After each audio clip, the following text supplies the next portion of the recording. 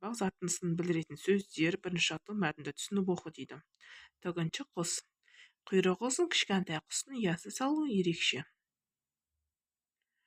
Құйрығы ұзын кішкентай құстың ұя салу ерекше. Ол екі үлкен жапырақтар беттестіріп жиегін тігіп шығады. Оның ішінде мамық төсейді.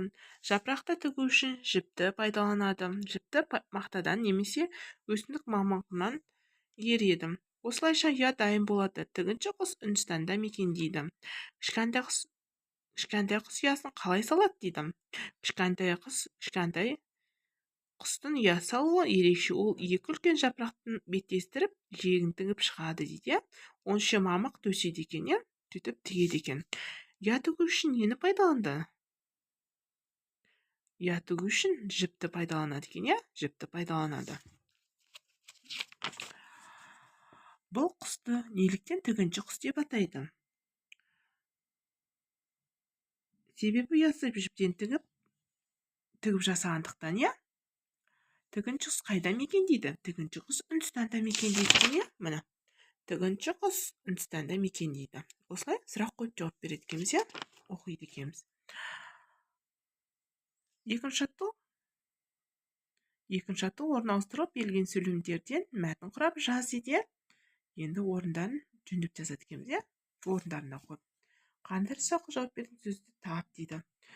Қараңыздар, бұл жерде менің анамның аты Назгүл. Ол өте өнерлі адам.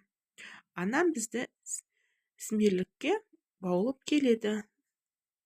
Бұл жерде қандай адам? Өнерлі адам, Қандай деген сұраққа өнерлі деген жауап береді екен, сөйтіп жазады екенбіз.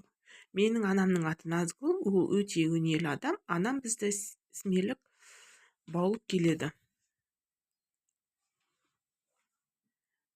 Енді бізде қараңыздар, үшінші жаттығу мензер бағытымен тігіншінің ережесін тауып жаз дейді. Мензер, қараңыздар.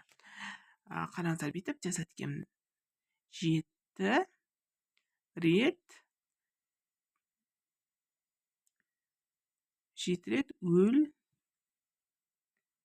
рет өлшеп деген шықты.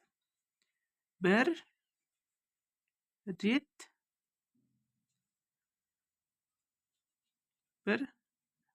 рет кесе, осындай шығады екен. Қараңыздар. 7 рет өлшеп, 1 рет кес деген сөз шықты. Осындай сөз шығады екен. Төртінші атты көйлектің сынын білдіретін сөздерді тауып айт дейді. Бұл жерде қараңыздар, біріншісі 4 сөз жазады екенбіз. Қараңыздар, біріншісі әдемі, жұқа, қалың, қысқа екен, Өйстіп жазады екенбіз. Біріншісіне әдемі, екіншісіне жұқа, немесе қалың, қысқа. Осыны деп жазсаңыздар да болады, Өйстіп. Осымен сабағымыз аяқталды. Міне, осы 4-тен мына жерге жазады екенсіздер. Міне, осы жерге жазасыздар. Осымен сабағымыз аяқталды. Келесі сабаққа сау болыңыздар. Каналыма тіркелуді ұмытпаңыздар.